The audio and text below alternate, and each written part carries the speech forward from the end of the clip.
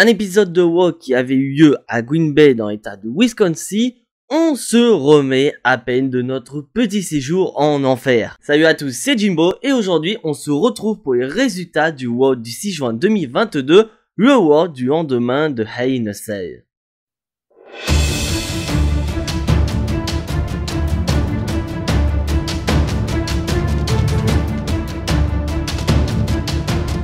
Alors, avant de rentrer dans le vif du sujet, c'est-à-dire les résultats de cet épisode de WoW, on va faire un petit point sur la situation.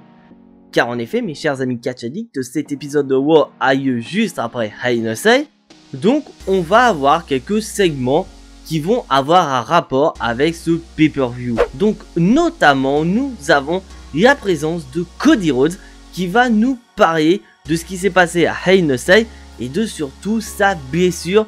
Car, comme vous savez, Cody Rhodes est blessé au niveau du pectoral droit, donc ce dernier va être présent lors de cet épisode de WoW pour parler avec le public et surtout son avenir dû à cette blessure. Et bien sûr, faut quand même continuer après ce qui s'est passé à Hell in a Cell, notamment du côté de Judgment Day où ces derniers vont nous présenter le 4e membre. Donc on se demande c'est qui ce 4e membre.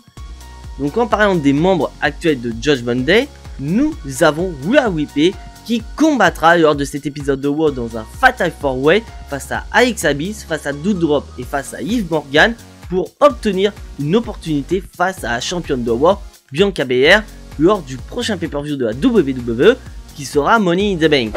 Et la WWE nous a annoncé que nous allons avoir un nouvel épisode du Miz TV animé bien sûr par notre cher animateur The Miz. Ce dernier sera accompagné de sa femme Maryse et ils auront pour invité dans cet épisode du Miz TV Riddle. Donc j'espère que vous êtes prêts, vous êtes bien assis, on passe au show. Respect Cody. Et donc cet épisode de WoW va commencer avec le grand vainqueur de Hell in a Cell, j'ai nommé The American Nightmare, Cody Rhodes. Et donc un Cody Rhodes qui, je vous rappelle, est blessé au pectoral droit. Pour ceux qui pensent que c'est du fake, fermez vos gueules, sa blessure est réelle.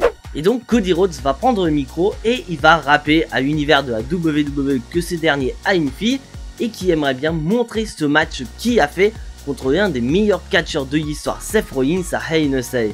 Et d'ailleurs Cody Rhodes en profite pour affirmer que ce chapitre avec Seth Rollins est totalement terminé. Mais est-ce que c'est fini également pour Seth Rollins?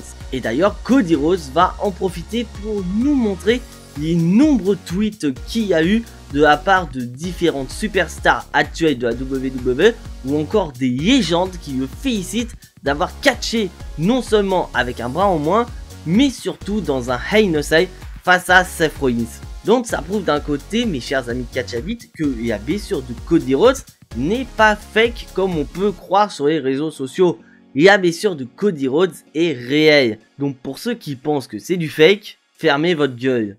Et d'ailleurs, Cody Rhodes qui va nous annoncer quelque chose d'assez étonnant en vue de sa blessure quand même. Cody Rhodes annonce la prochaine étape suite à sa victoire face à Seth Rollins.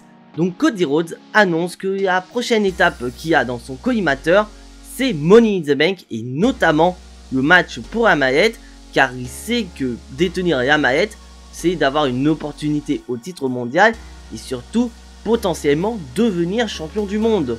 Donc Cody Rhodes est motivé pour gagner la mallette et devenir le prochain champion universel incontesté de la WWE. Mais après vous allez dire mes chers amis catch addicts qu'au vu de la blessure de Cody Rhodes, ça risque d'être difficile pour aller à Money in the Bank. Je suis entièrement d'accord avec vous. Mais vous allez voir que le segment n'est pas fini, car en effet nous avons l'adversaire de Cody Rhodes, Seth Rollins, qui va arriver et ce dernier va confronter Cody Rhodes. Et donc un Seth Rollins qui va dire honnêtement à Cody Rhodes qu'il ne l'aime pas, mais que ce dernier a tout de même gagné son respect et que de là où il est, son papa à Cody Rhodes, c'est-à-dire The American Dream Dusty Rhodes, peut être fier de son fiston. Donc après ça, nous avons une belle poignée de main entre les deux catcheurs, ce qui peut supposer que la rivalité est officiellement terminée entre les deux. Mais vous allez voir que c'est très loin d'être terminé, car en effet, à la fin, on a Cody Rhodes qui remonte la rampe mais ce dernier va se faire attaquer par Seth Rollins qui a un Sledgehammer. Donc Seth Rollins n'en a pas fini avec Cody Rhodes. Et donc d'un côté, pour moi, c'est assez logique qu'on ait cette attaque de Seth Rollins, car ce dernier aggrave un peu plus la blessure de Cody Rhodes. Donc ce qu'on peut supposer, c'est que Cody Rhodes ne sera pas là à Money in the Bank et qu'il sera absent pendant un bon moment. Mais bon, d'un côté, ça me semble parfaitement logique, parce que je vous rappelle quand même que la blessure de Cody Rhodes est assez sérieuse. Il y a quand même une déchirure au niveau du pectoral droit, donc c'est pas n'importe quelle blessure. Et d'ailleurs, les médias américains nous ont informé que Cody Rhodes sera opéré ce jeudi pour sa blessure. Donc ça prouve déjà d'un côté que sa blessure est assez sérieuse, mais selon moi, au vu de sa blessure, l'année 2022 de Cody Rhodes est officiellement terminée. Donc après, je peux très bien me tromper, on peut très bien avoir Cody Rhodes qui revient à la fin d'année, ce qui est une possibilité en soi, mais moi je pense que l'année 2022 est terminée pour Cody Rhodes et que peut-être WWE fera revenir Cody Rhodes en début d'année 2022, surtout à l'approche du Royal Rumble. Donc selon vous, mes chers amis catch addicts, à combien de temps estimez-vous l'absence de Cody Rhodes? Les commentaires sont à vous. Becky Lynch dans la division 24/7. Et maintenant, mes chers amis catch addicts, on va passer au premier match de la soirée. Nous avons Dana Brooke qui va affronter Becky Lynch. Et là, vous allez voir que le match ne va pas durer longtemps, car durant le combat, nous avons le champion 24/7 Akira Tozawa et tout est acquis que 24/7 qui arrive dans le ring, ce qui va permettre à Dana Brooke de faire le tomber sur Akira Tozawa pour devenir la nouvelle championne 24/7. Mais vous allez voir que tout ça ne va pas plaire à Becky Lynch, car en effet Becky Lynch va prendre le micro et elle va dire très clairement qu'elle en a ras-le-bol de ses interventions durant ses combats et qu'elle a absolument besoin d'un titre. Donc elle va challenger Dana Brooke pour le titre 24/7 et elle va menacer tous ceux qui sont aux abords du ring, c'est-à-dire Akira Tozawa, R-Truth ou Tamina, que si certains venaient à intervenir lors de ce combat, elle leur pèterait la gueule. Quoi? Attends, comment ça? Becky Lynch dans le titre 24/7, c'est quoi ce délire, frère? Et donc on va enchaîner directement avec Dana Brooke contre Becky Lynch pour le titre 24/7. Mais bon, j'ai pas grand chose à dire sur le combat, mais c'est surtout que durant le combat, nous avons Asuka qui fait son entrée, donc on peut supposer qu'elle va intervenir dans ce combat et surtout pour emmerder Becky Lynch. Et vous allez voir que j'ai parfaitement raison, car en effet, on a Dana Brooke qui va porter le tombé sur Becky Lynch et Asuka va intervenir de sorte à ce que Becky Lynch ne puisse pas se dégager. Et donc cette intervention d'Asuka va permettre à Dana Brooke de remporter le combat et ainsi conserver son titre 24/7. Oui, parce que je pense que personnellement, Becky Lynch avec le titre 24/7, ça ne lui irait pas du tout au vu de son palmarès. Et donc, suite à cette intervention d'Asuka, on peut supposer que la WWE va relancer la rivalité entre Asuka et Becky Lynch. En effet, avant ce qui s'est passé du côté de Raw il y a de ça quelques semaines entre Sasha Banks et Naomi, on pouvait supposer qu'on allait avoir cette rivalité entre Asuka et Becky Lynch lors de Hell in a Cell. Donc on peut supposer qu'on peut avoir un match entre Asuka et Becky Lynch à Money in the Bank, ou est-ce que tout simplement les deux catcheuses vont peut-être se retrouver dans le match de la mallette Money in the Bank. On verra ça dans les prochaines semaines. Allez, on passe à la suite. Une histoire de Boys.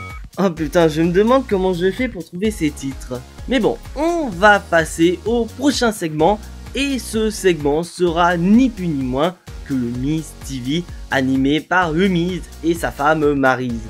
Mais bon, je vais passer cet épisode rapidement car tout simplement cet épisode de Miz TV Show ne sert qu'à une seule chose et comme d'habitude, c'est de faire la promo de l'émission The Miz and the Misses. Et d'ailleurs, le Miz en profite pour rappeler que ce dernier a déjà détenu la mallette Money in the Bank 2 fois et qui a réussi ses 2 cash-in. Et donc après ça, nous avons l'invité du Miz TV, c'est-à-dire Widol qui arrive. Et ce dernier, dans un premier temps, va parler un petit peu français et espagnol. Et après ça, là où j'ai trouvé ça assez rigolo, c'est qu'il va commencer à critiquer les boys de The Miz. Et donc après ça, on a Maryse qui commence à défendre les boules de son mari en disant très clairement que les boules de son mari sont de taille normale. Et après ça, nous avons Riddle qui dit écoute, j'ai envie de découvrir, donc je propose un match à The Miz. Et bien sûr, Riddle n'oublie pas aussi son objectif principal qui est d'affronter dans le futur le champion universel qui n'est toujours pas là, Roman Reigns. Mais après ça, on a quand même Miz qui refuse la proposition de Riddle. Et venant de nulle part, nous avons Ciampa qui va attaquer Riddle. Et grâce à cette attaque de Ciampa, on a Miz qui va changer d'avis et il va accepter la proposition de Riddle, en espérant que l'attaque de Ciampa serve à quelque chose. Et donc on va enchaîner aussitôt avec Riddle face à The Miz qui ne s'est pas changé, donc il va se battre en costard et en chemise. Mais bon, j'ai pas grand chose à dire sur ce combat, que tout simplement le combat va tourner au moment où Riddle, il va jouer à fond sur le fait qu'il veut découvrir la taille des boules de The Miz. Donc ce dernier va lui arracher le pantalon et The Miz va se retrouver en caleçon. Mais là où je trouve hyper comique, c'est qu'on a un The Miz qui est totalement gêné d'être en caleçon alors que le mec il combat quand même en slip de combat, je vous rappelle. Ce qui est un peu bizarre quand même. Mais bon, comme d'habitude, à chaque fois qu'on a un match de The Miz avec Maryse va distraire l'arbitre pour que The Miz puisse être fourbe et notamment utiliser le sac à main de sa femme. Sauf que malheureusement pour lui, ça ne va pas être utile car Riddle va y esquiver. Et après ça, Riddle va enchaîner aussitôt avec son RKO pour le compte de 3. Et donc Riddle remporte le combat et donc on a un Riddle qui exprime sa volonté d'aller taper Roman Reigns, peut-être pour Money in the Bank, je crois moyennement. Bien sûr, je vous rappelle mes chers amis catchadites que la WWE a retiré Roman Reigns des affiches publicitaires pour Money in the Bank, ce qui veut dire que la présence du champion universel n'est pas sûre à 100%, voire même on est plus sûr des 100% que Roman Reigns ne soit pas présent. Allez, on passe au suivant. Une chance pour les Street Profits. Et donc maintenant, on va passer dans la division tag team avec un match opposant les Street Profits face aux champions tag team unifiés, les Usos. Et bien sûr, la WWE nous informe que ce combat sera un contender match, donc c'est-à-dire que les Street Profits, s'ils arrivent à battre les Usos, ils deviendront leur challenger numéro 1 officiel. C'est quand même monnaie courante, notamment du côté de la division tag team, parce que les mecs, la semaine dernière, ils affrontaient Riddle et Nakamura dans cette même condition. Mais bon, en soi, ce match, je n'ai pas grand chose à dire car on a déjà vu les Usos et Street Profits s'affronter il y a de ça quelques mois. Donc on sait très bien que ces catcheurs vont nous faire des dingueries dans le ring. Mais le problème, ça prouve d'un côté qu'il n'y a pas beaucoup d'équipes dans cette division tag team, même en ayant réunifié les deux ceintures. Mais à noter du côté des Street Profits, nous avons quand même un Angelo Dawkins qui s'est vraiment démarqué par rapport à son partenaire, alors que d'habitude, c'est souvent Montez Ford qui nous fait des dingueries durant les combats. Et donc bien sûr, je vous rappelle que les Usos sont quand même très forts, c'est quand même nos doubles champions tag team. Donc comment il faut faire pour garder les champions très forts? Et bah oui, la WWE va nous faire la même chose de ce qui s'est passé la semaine dernière, c'est-à-dire que les Usos vont être décomptés à l'extérieur. Sauf que cette fois-ci, ils ne vont pas être décomptés à l'extérieur de manière volontaire, ça va être une stratégie des Street Profits. Et donc grâce à cette décompte à l'extérieur manigancée par Angelo Dawkins et Montez Ford, ces derniers obtiennent une opportunité au titre des Usos. Donc pour le moment, on ne sait pas quand est-ce qu'on aura ce match entre les Usos et les Street Profits pour les titres tag team unifiés. Est-ce que ce sera la semaine prochaine du côté de Raw ou du côté de Money in the Bank? On verra ça dans les prochaines semaines. Allez, on passe à la suite. Bobby Lashley vers un titre.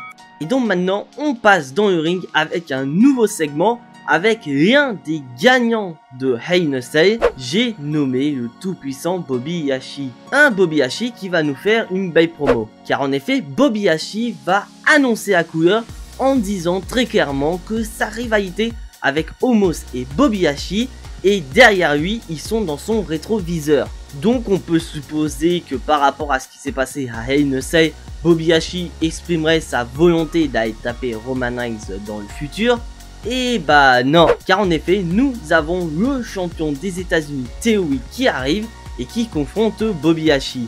Et on va avoir un TOE qui va pas raconter que des bêtises, au contraire, il va dire des choses qui se sont réellement passées, en disant très clairement que Bobby Lashley lui prend du temps de ring alors que c'est à lui d'avoir le feu des projecteurs parce que lui, il a battu Mustafa Ali de manière clean, alors que Bobby Lashley, lui, a eu besoin de Cedric Alexander pour venir à bout d'Omos et d'MVP. Oula gamin, fais bien attention à toi. Et donc on a un Bobby Lashley énervé et qui confronte le champion en lui disant très clairement, écoute, si tu es capable de faire ce que tu veux faire, et bah pourquoi ne pas m'affronter maintenant pour le titre de champion des États-Unis. Ah oui, je veux voir ça. Mais Theory n'est pas du tout d'accord et il ne veut pas donner cette opportunité à Bobby Lashley. Mais d'un autre côté, je suis assez content, je pense qu'on va se diriger dans le futur par une... Et je pense personnellement qu'on va se diriger progressivement vers une rivalité entre Bobby Lashley et Theory pour le titre de champion des États-Unis. Et d'un côté, moi je suis entièrement d'accord sur cette rivalité, car en effet, Bobby Lashley représentera le plus gros défi à l'heure actuelle pour Theory depuis qu'il est champion des États-Unis.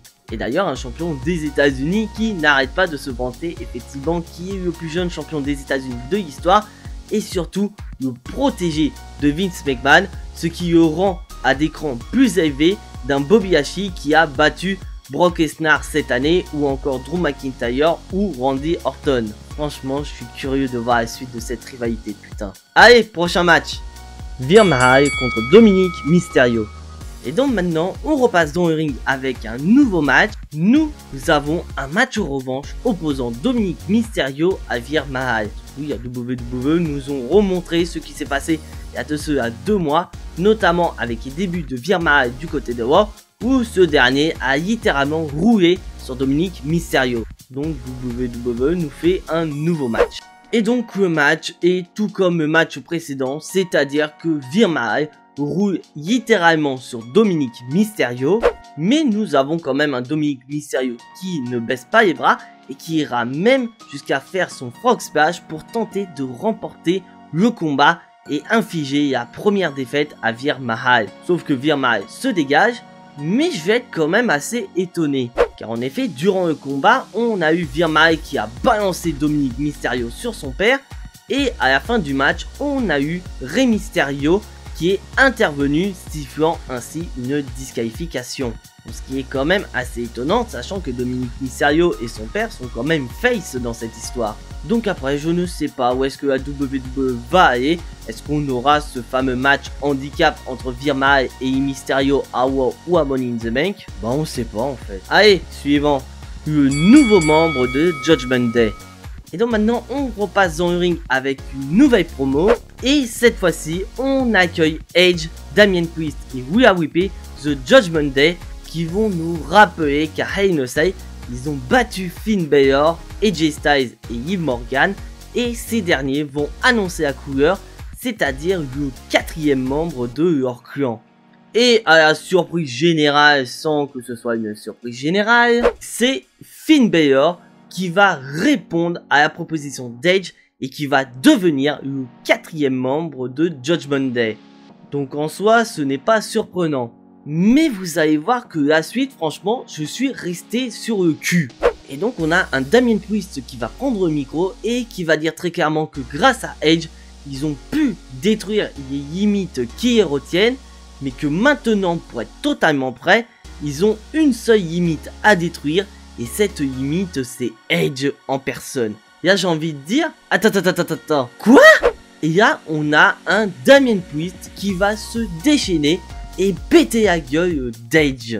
Et là on a un Edge qui se fait passer mais vraiment un tabac par Finn Balor et Damien Priest en subissant leur prise de finition, en passant à travers une table et en se prenant un énorme concerto. Donc là, à la surprise générale, Edge n'est plus le patron de Judgment Day. On peut supposer que le nouveau patron c'est Finn Balor. Et là, pour être honnête avec vous mes chers amis catch addicts, je suis assez mitigé par rapport à ce segment. Donc c'est pour cela que je vous annonce que demain je vous sortirai une vidéo spéciale Judgment Day. Donc en gros, grosso modo, je vous donnerai mon avis plus en détail de ce qui s'est passé lors de ce segment à Raw. Allez, prochain segment. la vengeance d'Omos. Et donc maintenant, on repasse dans le ring avec un nouveau combat. Et cette fois-ci, cela va opposer Omos à Cedric Alexander. Et donc, pourquoi nous avons ce combat entre les deux catcheurs? Et bah parce que tout simplement, à Hell in a Cell, Cedric Alexander est intervenu contre Omos et MVP, ce qui a permis à Bobby Lashley de remporter le combat. Mais vous allez voir que le match est à hauteur de la vengeance d'Omos. Car en effet, nous avons le match qui a duré quelques secondes, car Cedric Alexander s'est fait accueillir par Omos, qui a vite fait battu. Et donc Omos obtient une victoire rapide face à Cedric Alexander. Mais là où j'ai vraiment pas trop compris ce qui s'est passé après, mes chers amis catch addicts, nous avons eu le retour des Dirty Dogs, c'est-à-dire Dolph Ziggler et Robert Roode, qui vont parler de leur retour pendant que MVP et Omos remontent à rampe d'entrée, et cela va pas plaire à ces derniers parce que les Dirty Dogs, donc Dolph Ziggler et Robert Roode, ont manqué de respect envers ces derniers, ils leur ont volé la vedette, et cela va se terminer par une bagarre. Donc est-ce qu'on peut imaginer dans le futur une rivalité opposant Omos et MVP face aux Dirty Dogs? C'est une possibilité. Battre un menteur devient un menteur. Et donc là maintenant, on va passer à l'avant-dernier combat de la soirée. Nous avons Ezekiel qui affronte Otis. Bon, très clairement, je vais aller vite dans le combat. Ezekiel va remporter le combat face à Otis, mais ça va être l'après-match qui va être intéressant. Car en effet, après ça, on a Ezekiel qui va prendre le micro et qui va dire que selon son grand frère Elias, on a droit à une deuxième chance. Donc comme Kevin Owens a challengé à Hell in a Cell, et bah cette fois-ci c'est à son tour de challenger Kevin Owens. Donc il invite Kevin Owens à venir pour répondre au challenge. Et donc nous avons Kevin Owens qui arrive et qui va imposer une condition à Ezekiel pour avoir son rematch. Et cette condition, c'est ni plus ni moins que de reconnaître devant tout le monde et surtout devant Kevin Owens qu'il n'est pas Ezekiel, il est Elias. Et donc suite à cela, Ezekiel s'exécute et admet à tout le monde qui est Elias et non Ezekiel, ce qui lui permet, selon Kevin Owens, d'avoir son rematch. Mais là, vous allez voir quand même qu'Ezekiel est assez fourbe. Car en effet, Ezekiel va avouer que c'était assez facile d'avoir son rematch, il y avait juste à être comme Kevin Owens, c'est-à-dire être un menteur. Donc il va avouer à Kevin Owens qui a menti, il n'est pas Elias, il est Ezekiel. Donc grâce à cette subterfuge, voilà, il a obtenu son opportunité face à Kevin Owens. Donc la semaine prochaine, nous allons avoir Kevin Owens face à Ezekiel. Allez, c'est l'heure du main event. Qui sera la première à Money in the Bank? Et donc maintenant, mes chers amis catch addicts, on va passer au main event de la soirée. Le Fatal 4-Way féminin opposant mes deux chouchous, Alexa Bliss et Rhea Ripley, contre Doudrop, contre Liv Morgan. Et la gagnante obtiendra une opportunité au titre féminin de Raw face à Bianca Belair lors du prochain pay-per-view qui est Money in the Bank. Et donc bien sûr, à noter que durant le combat, nous avons la championne de Raw en personne Bianca Belair qui est présente au niveau des commentateurs pour observer le match et surtout découvrir qui sera sa prochaine adversaire. Et donc pour être honnête, c'est un très bon main event, bien que d'un côté, il y a pour moi deux catcheuses qui ne méritaient pas d'être dans cette rencontre. Bon, déjà, les deux catcheuses sont ni plus ni moins que Doudrop et Liv Morgan, parce que selon moi, d'un côté, elles font que de perdre récemment, donc pour moi, je voyais pas trop l'intérêt d'avoir une opportunité face à Bianca Belair. Et de l'autre côté, nous avons deux catcheuses qui le méritent en les personnes d'Alexa Bliss et de Rhea Ripley, pas parce que ce sont mes chouchous, mais parce que d'un côté, Alexa Bliss depuis son retour est invaincue, et Rhea Ripley sort quand même d'une grosse victoire en pay-per-view. Mais bon, d'un côté, je comprends un petit peu à WWE, on n'allait pas forcément mettre Asuka ou encore Becky dans cette confrontation, ça ferait un peu trop quand même.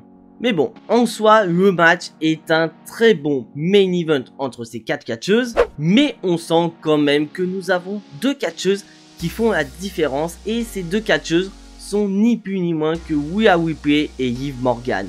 Parce que d'un autre côté, on voit que les deux catcheuses sortent quand même d'une rivalité, Donc on sent qu'il y a quand même des restes entre les deux catcheuses. Et bien sûr, comme je m'y attendais, nous avons la séquence finale où nous avons Rhea Ripley qui va remporter le combat, mais pas sur n'importe qui, car elle va porter sa prise de finition, le Riptide, sur Doudrop pour remporter le combat. Et donc Rhea Ripley remporte une grosse victoire assez impressionnante face à Doudrop, Alex Abyss et Liv Morgan pour décrocher son opportunité face à Bianca Belair.